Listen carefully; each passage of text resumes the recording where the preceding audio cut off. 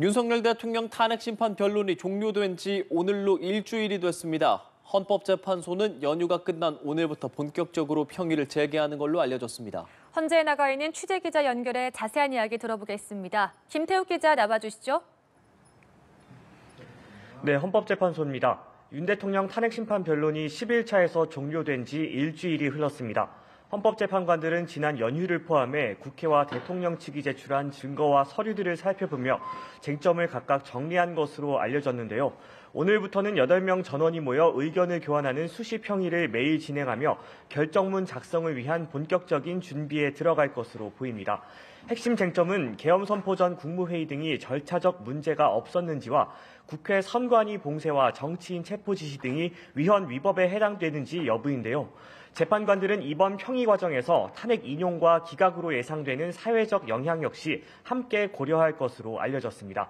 앞서 헌재는 박성재 법무부 장관 탄핵 사건 변론 기일인 이달 18일 전까지 다른 사건의 변론 일정을 모두 비워놓은 상태입니다.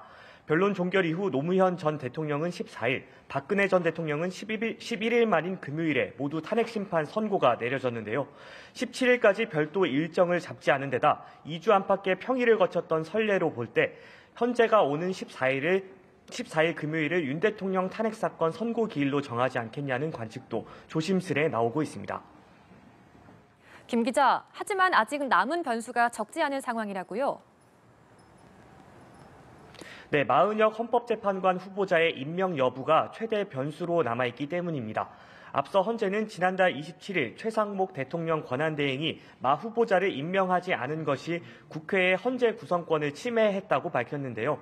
이에 따라 최 대행은 오늘 국무회의 전 간담회를 열고 마 후보자 임명에 대한 국무위원들의 의견을 수렴했지만 아직까지 별다른 입장을 내놓지 않은 것으로 전해졌습니다. 국민의힘에서는 최 대행이 임명을 거부하거나 한덕수 총리의 탄핵 심판 선고가 나올 때까지 결정을 미뤄야 한다는 요구가 거센 상황입니다. 만약 최 대행이 마 후보자를 임명하게 될 경우 헌재는 평의를 통해 9명 완성체로 선고를 할지 결정해야 되는데요. 마 후보자 합류가 결정될 경우 재판관 9명이 지난 변론을 되짚는 갱신 절차를 진행하는데 2주가 더 걸릴 가능성도 있습니다. 한덕수 국무총리 탄핵 심판 선고 일정 역시 변수로 작용할 전망입니다. 지난달 19일에 변론을 먼저 종결했던 만큼 헌재가 한 총리 결정문 작성 작업을 먼저 진행할 경우 윤 대통령 선고 역시 미뤄질 가능성도 열려 있습니다. 한편 헌재의 탄핵 선고가 초읽기에 들어가면서 장외 여론전도 본격화됐습니다.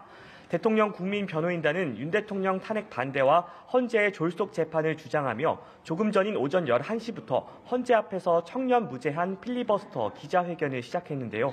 반면 오후 2시엔 민주노총 등 노동단체들이 헌재를 찾아 윤 대통령의 파면을 촉구하는 의견서를 내고 기자회견을 진행할 예정입니다. 지금까지 헌법재판소에서 전해드렸습니다.